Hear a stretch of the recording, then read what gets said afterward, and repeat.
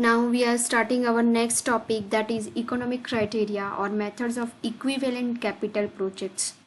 So here first we are discussing about capital budgeting. Yes. So capital budgeting means what? It is a process for planning capital expenditure which is to be made to maximize long-term profitability of organization. Means what kind of whatever the capital expenditure are done in our organization. So for calculating those capital expenditure, that is called capital budgeting, and that capital expenditure are made for long term profitability of our organization. So that is capital budgeting. Okay, so here some methods are described which kind of capital budgeting techniques are used. So here capital budgeting techniques are bifurcated into two types. First one is traditional and second one is discounted cash flow techniques. Yes. So now if we are talking about the traditional techniques, so it is also called a non-discounted cash flow. So in traditional technique there are two more techniques, that is payback period and accounting rate of return. Now if we are talking about discounted cash flow method, so in that there are so many methods like net present value, profitability index, internal rate of return, modified internal rate of return, discounted payback, and equivalent annual benefit cost ratio method. So now we will see one by one. So first technique is in capital budgeting, that is traditional method. So in traditional method, first method is payback method. Yes. So now what is payback method? So for calculating payback method, so here one formula is given to us: initial investment divided by annual cash flow. So whatever the investment we are doing, means what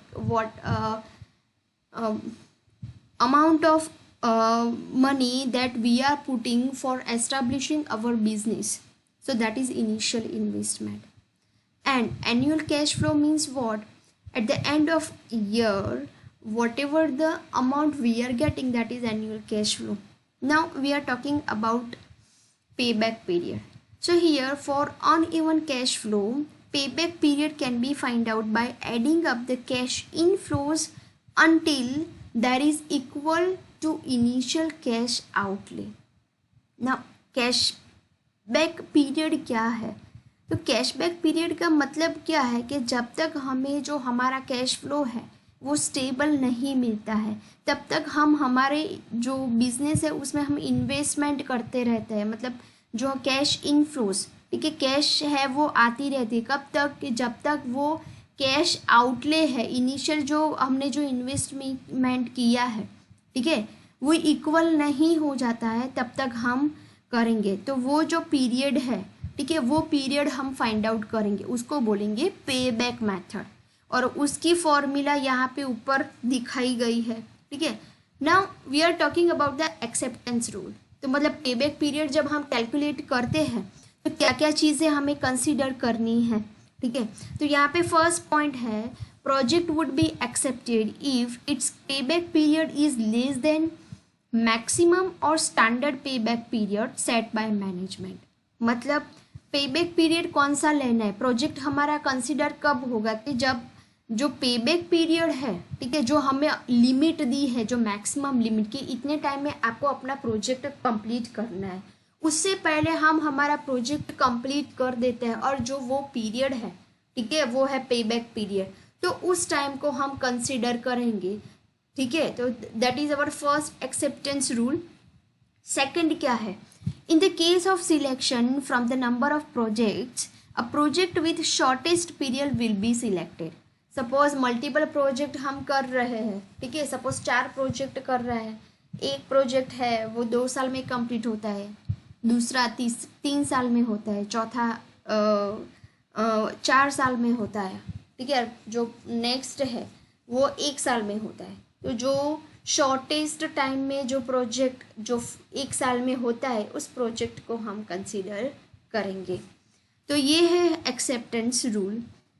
second है उसके merits and demerits क्या है। Yes मतलब ये जो हम पे back period है वो कंसीडर कर रहे हैं तो उसका बेनिफिट क्या है। तो फर्स्ट के ये सिंपल मेथड है, इजीली हम अंडरस्टैंड कर सकते हैं, इजीली हम कैलकुलेट कर सकते हैं। ठीक है, it also requires less cost in the terms of time and money. इसमें ज़्यादा पैसे नहीं लगते। क्यों? बाकी के सारे एनालिसिस अगर हम करें तो उसमें कंप्यूटर भी लगता है, एनालिस्ट जो है, ठीक है, जो एनालिसिस करते हैं तो उसका भी टाइम ज़्यादा जाता है। ठीक है, तो उसके कंपेयर में ऐसा यहाँ पे कुछ भी नहीं करना है। ठीक है, शॉर्टेस्ट टाइम जो प्रोजेक्ट का है वो लेना है और फटाफट सिंपल मेथड से कैलकुलेशन करना है। ठीक है, तो ये लेस कॉस्ट है, ये उसका बेनिफिट है। Third one is its emphasise on early recovery of initial investment, retains liquidity in a firm. The funds so released can be put to some other use. So यहाँ पे जो recovery है, ठीक है, तो प्रोजेक्ट की recovery है वो इनिशियल इन्वेस्टमेंट में ही मतलब हम उस पर ही ज़्यादा फोकस करते हैं और इनिशियल इन्वेस्टमेंट में ही रिकवरी हो जाती है। फोर्थ है it established the break-even point, the point at which the costs are fully recovered but the profits are yet to commence. Means एक ऐसा हम ब्रेक इवन पॉइंट लगाते हैं, मतलब क्या कि एक ऐसा पॉइंट के जहाँ पे हमारा जो कॉस्ट है, ठीक है, जो कैपिटल कॉस्ट है वो पूरी रिकवर हो जाती है। ठीक है, ऐसा टाइम आता है कि भाई चलो हमारा प्रोजेक्ट है वो 5 साल में ख़त्म हो रहा है। ठीक है, तो 2.5 साल में ही हमारी जो कैपिटल कॉस्ट है वो रिकवर हो जाती है, मतलब इतना हम प्रोजेक्ट में से कमा लेते हैं। ठीक है, कि हमारी कैपिटल कॉस्ट निकल जाती है। बट हाँ, प्रॉफिट है वो अभी स्टार्ट होता है, अभी प्रॉफिट हमने इतना नहीं देखा है अजी, अभी प्रॉफिट है वो अभी अभी शुरू हुआ है। ठीक है, तो ये 4 इसके बेनिफिट्स है कि भाई एक ब्रेक इवन पॉइंट पे हमारी एक ऐसा पॉइंट के जहाँ पे हमारी रिकवरी है वो कैपिटल कॉस्ट जो है उसकी रिकवरी हो जाती है। तो ये 4 उसके बेनिफिट्स हैं। अब यहाँ पे ड्रॉबैक क्या है?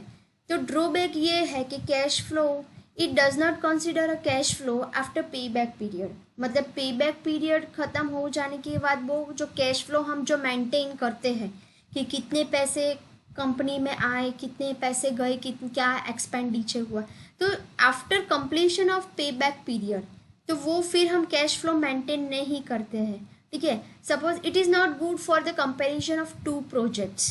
ठीक है, तो हम ऐसा अगर हम 2 प्रोजेक्ट की कंपैरिजन करते हैं तो उसके लिए ये मेथड सही नहीं है, क्योंकि कोई प्रोजेक्ट है उसका टाइम पीरियड शॉर्ट है, कोई प्रोजेक्ट का टाइम पीरियड लेंथी है, तो ऐसे में हम दोनों की कंपैरिजन नहीं कर सकते। कंपैरिजन किसकी होती है कि भाई सारे कंस्ट्रेंट सेम है। ठीक है, तो उन 2 प्रोजेक्ट के बीच में कि भाई दोनों प्रोजेक्ट है वो 10 साल में कंप्लीट होते हैं, तो उन दोनों प्रोजेक्ट की कंपैरिजन करें तो सही है। यस, पर यहाँ पे अगर हम एक प्रोजेक्ट है वो 1 साल में ख़त्म होता है, दूसरा प्रोजेक्ट है वो 4 साल में ख़त्म होता है, so it is not liable और it is not advisable to compare this 2 projects. तो ये उसका डिसएडवांटेज है। सेकंड डिसएडवांटेज क्या है? So it emphasise on capital recovery and not profitability. ये जो मेथड है वो कैपिटल को रिकवर करने में ज़्यादा इंसिस्ट करती है, प्रॉफिट हो या नो उसको कंसिडर नहीं करती है। नेक्स्ट क्या है? It ignores the time value of money. ये टाइम वैल्यू ऑफ मनी है उसको, मतलब पर्टिकुलर कितने टाइम में कितने हमें प्रॉफिट हुआ है तो वो कंसिडर नहीं करती है। ठीक है, फोर्थ है a firm may face a difficulty in determining the maximum pay back period. It is subjective decision. ठीक है, अगर मैक्सिमम पे बैक पीरियड है तो उसमें प्रॉब्लम हो सकती है। पे बैक पीरियड का एक एक्सेप्टेंस रूल क्या है कि अगर पीरियड शॉर्ट है तो ठीक है, पे बैक पीरियड शॉर्ट है तो ऐसे प्रोजेक्ट को हम पहले कंसिडर करेंगे। ठीक है, बट पेबैक पीरियड ज़्यादा है तो ये एक प्रॉब्लम, एक हम प्रॉपरली उस प्रोजेक्ट को जस्टिफाई नहीं कर सकते कि whether we have to accept this project और नॉट फॉर आवर ऑर्गेनाइजेशन, तो ये एक ड्रॉबैक है। ओके, नेक्स्ट है it fails to consider magnitude and timing of cash inflows, it gives equal weight to the return of equal amounts even though they occur in a different time periods. ठीक है, तो यहाँ पे different timing पे जो हम cash flow calculate करते हैं, ठीक है, तो उस टाइम पे ये मेथड है वो हम इसका यूज़ नहीं कर सकते। ठीक है, तो ये इतने पेबैक मेथड की ड्रॉबैक्स है। ओके, नेक्स्ट है ट्रेडिशनल जो मेथड है और नॉन डिस्काउंटेड जो मेथड हम बोलते हैं। ठीक है, तो उसकी दूसरी मेथड है एवरेज रेट ऑफ रिटर्न। ठीक है, उसको शॉर्ट में ARR भी बोल सकते हैं या फिर रिटर्न ऑन इन्वेस्टमेंट ऐसा भी हम बोल सकते हैं। ठीक है, तो ये मेथड है, तो उसमें हमें क्या करते हैं, तो कैपिटल इन्वेस्टमेंट प्रपोजल्स आर जज on the basis of relative profitability. यहाँ पे प्रॉफिट कंसीडर होता है। ठीक है, पेबैक पीरियड में जो कैपिटल बजटिंग है या कैपिटल कॉस्ट है उसको ही हम कंसीडर करते थे, प्रॉफिट को इतना वेटेज नहीं देते थे। पर इसमें क्या है कि हम जो भी प्रॉफिट होता है उस पर हम एम्फोसाइज कर रहे हैं। It is a ratio of average fix tax profit divided by the average investment. ठीक है, तो ये जो रेशियो है कि एवरेज जो टैक्स प्रॉफिट है उसको एवरेज इन्वेस्टमेंट से हम डिवाइड करेंगे तो वो रेशियो हमें मिलता है। एक्चुअली उसकी फॉर्मूला यहाँ पे है कि average rate of return which is equal to average annual net earning divided by average investment. मतलब आपने जो नेट अर्निंग, जो सारे एक्सपेंसेस निकाल के आपको कितना प्रॉफिट हुआ है और डिवाइडेड बाय एवरेज इन्वेस्टमेंट, आपने किस किस चीज़ में इन्वेस्ट किया है इनटू 100, तो हमें मिलेगा एवरेज रेट ऑफ रिटर्न। दूसरा है एवरेज इन्वेस्टमेंट क्या है, जो यहाँ पे डिवीजन में लिखा है। ठीक है, तो उसकी फॉर्मूला है कि original investment minus scrap value divided by 2। Scrap value मतलब जो हम बोलते हैं ना साल्वेज वैल्यू या भंगार, पर्टिकुलर चीज़ को जब हम बेचते हैं, ठीक है, तो after selling that particular product whatever the amount we are receiving, that is considered as a scrap value or you can say that is a salvage value. yes, so that is average investment। तो वो हम ये उसकी formula है। अब next क्या है कि उसका एक्सेप्टेंस क्राइटेरिया क्या है। तो फर्स्ट है कि project with ARR above expected level will be accepted. मतलब जो हम जो एक्सपेक्ट कर रहे हैं, जो ऊपर की प्रॉफिट पे एम्फेसाइज करता है, ठीक है, और ये इसकी फॉर्मूला, तो ये सब कुछ सेटिस्फाई होता है तो उस प्रोजेक्ट को हम एक्सेप्ट करेंगे। सेकंड क्या है, in case of more than 2 projects, अगर 2 से ज़्यादा प्रोजेक्ट है तो project with highest ARR will be ranked first and so on.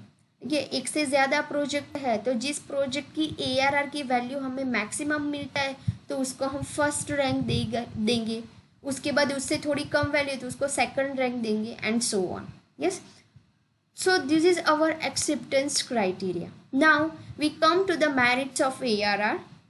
So first merit is it considers the cash flow of entire life of project unlike payback period। मतलब payback की तरह हमें work नहीं करना है कि जब हमारी कैपिटल कॉस्ट रिकवर हो जाती है तो हम उसका पर्टिकुलर बस उस पीरियड तक ही हम कंसिडर करेंगे, ऐसा नहीं है। जब तक वो प्रोजेक्ट चल रहा है, कि सपोज 10 साल के लिए ये प्रोजेक्ट चल रहा है तो 10 साल के लिए उसका कैश फ्लो हम मेंटेन करते हैं। So that is the benefit of ARR। Now what will the next one, it consider the net earning after depreciation and tax. मतलब सारे एक्सपेंसेस निकाल के जो नेट अर्निंग है वो कंसिडर हम करेंगे दिस वन, क्योंकि उसकी फॉर्मूला में है नेट अर्निंग वाला। ठीक है, थर्ड है it does not involve complicated calculations. यहाँ पे कुछ कॉम्प्लिकेटेड कैलकुलेशंस है,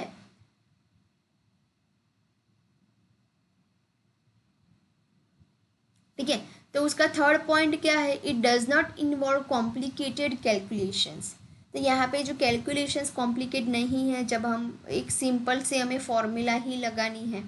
ठीक है, अब उसका ड्रॉबैक क्या है, तो ड्रॉबैक है, it ignores the time value of money like पे बैक पीरियड, मतलब पे बैक पीरियड में भी हम टाइम वैल्यू ऑफ मनी को इग्नोर करते थे, उसी तरह से यहाँ पे भी AR में करते हैं। सेकंड क्या है, it considers net earning after depreciation, but analyst feel that only cash flow are relevant in decision making which is ignored by ARR। मतलब हमें डेप्रिसिएशन की वैल्यू यहाँ पे अगर हम हम नेट अर्निंग फाइंड करते हैं, मतलब डेप्रिसिएशन की वैल्यू है वो निकाल के जो नेट अर्निंग मिलती है उसको हम कंसिडर करते हैं, मतलब ARR कंसिडर करता है। बट एनालिस्ट ऐसा बोल रहे हैं कि पर्टिकुलर उसके साथ जो भी एक्सपेंसेस है उसको भी साथ में कंसिडर करो, वो अभी डिडक्ट मत करो।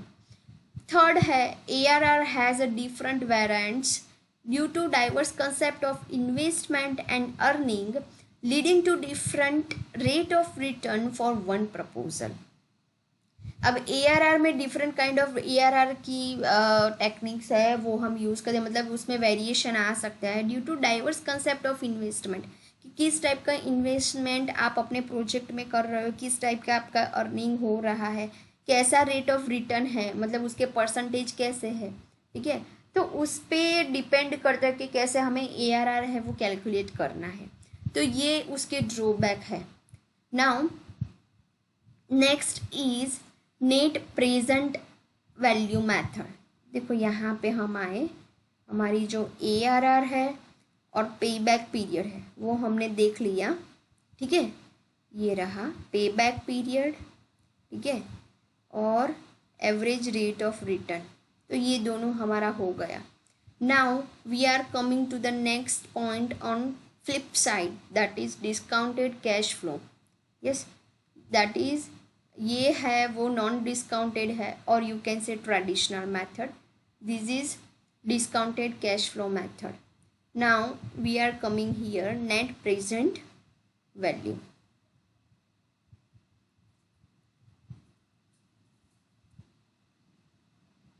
Okay, तो नेट प्रेजेंट वैल्यू क्या है, उसको शॉर्ट फॉर्म में आप NPV भी बोल सकते हो, ठीक है। It is discounted cash flow technique recognise time value of money, ठीक है। इसका टाइम वैल्यू ऑफ मनी जो दोनों में हम इग्नोर करते थे, टाइम वैल्यू ऑफ मनी, तो इसको आप time value of money method भी बोल सकते हो।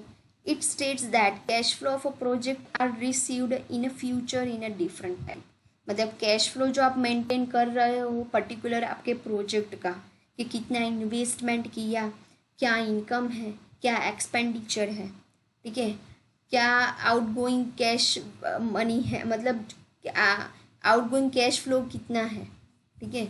तो ये सब कुछ जो आप मेंटेन करते हो, ठीक है, तो वो जो पर्टिकुलर जो कैश फ्लो है that are received in a future in a different time, तो जब तक पर्टिकुलर टाइम तक वो प्रोजेक्ट नहीं मिलता है तब तक आपको at the end of after 5 साल में अगर आपका प्रोजेक्ट ख़त्म होता है तो आपको 5 साल के बाद वो पूरा कैश फ्लो है वो मिलेगा।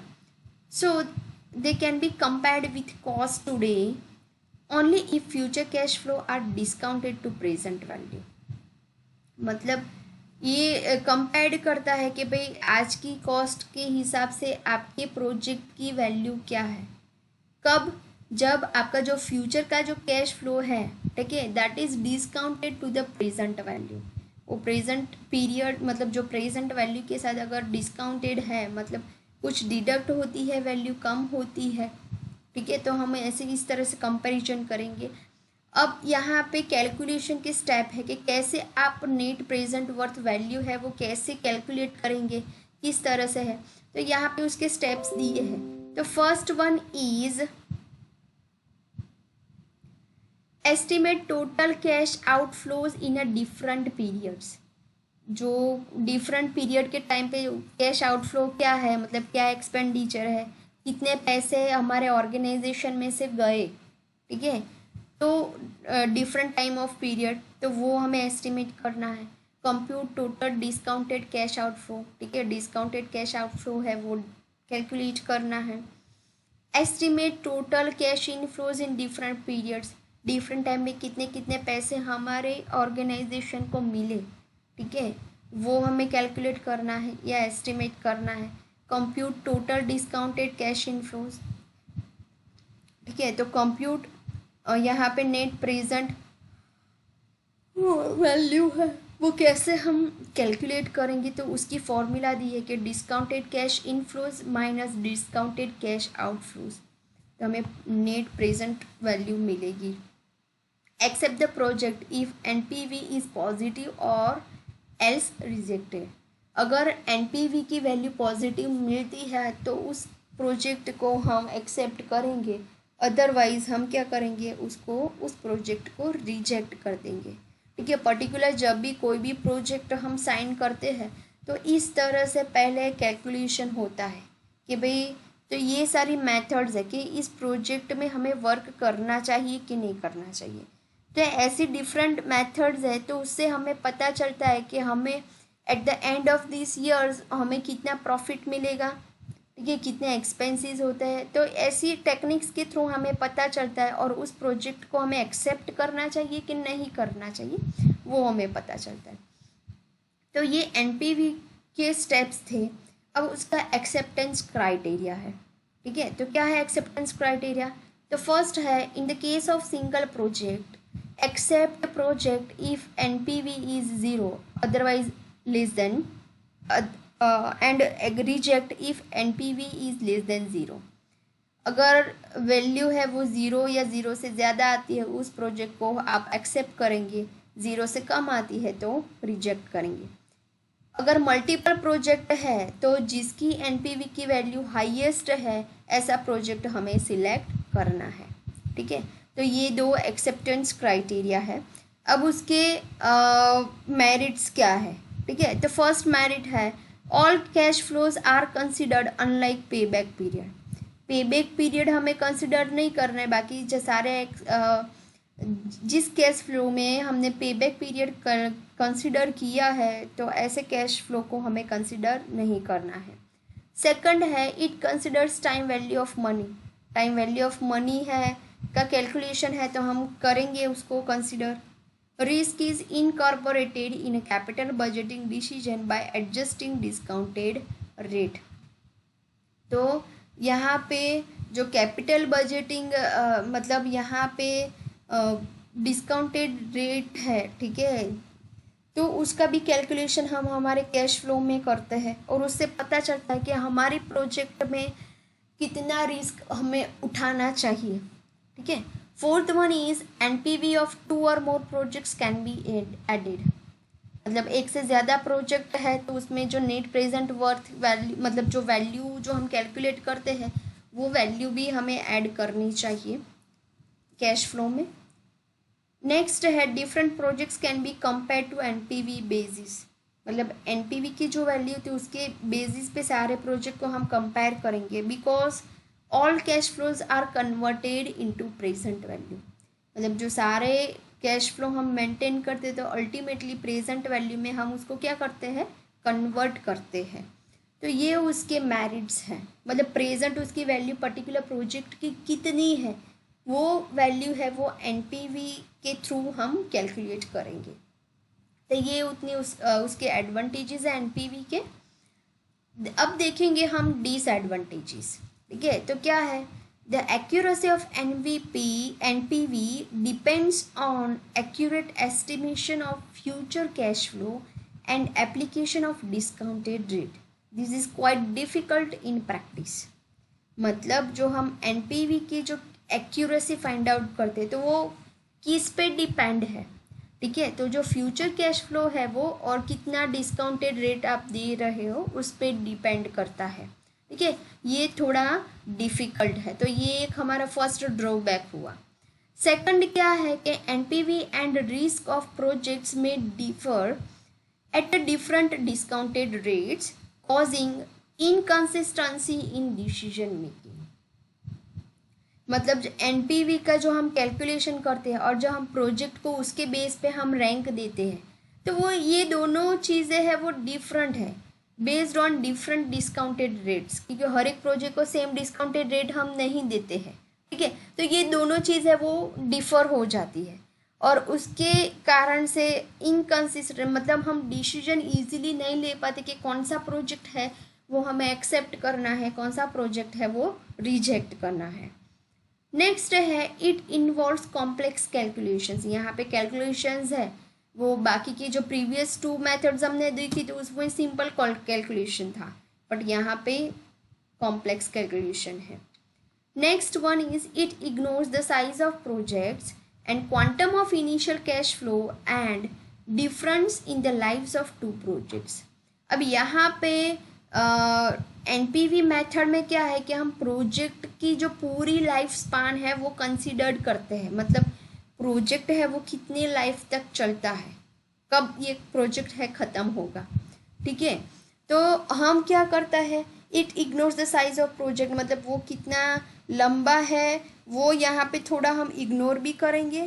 Quantum of initial cash flow and difference in life of two projects. ठीक है, तो ये एक ड्रॉबैक है। ठीक है, तो यहाँ तक हम देखते हैं स्टूडेंट्स। नेक्स्ट लेक्चर में हम देखेंगे profitability index. Thank you students.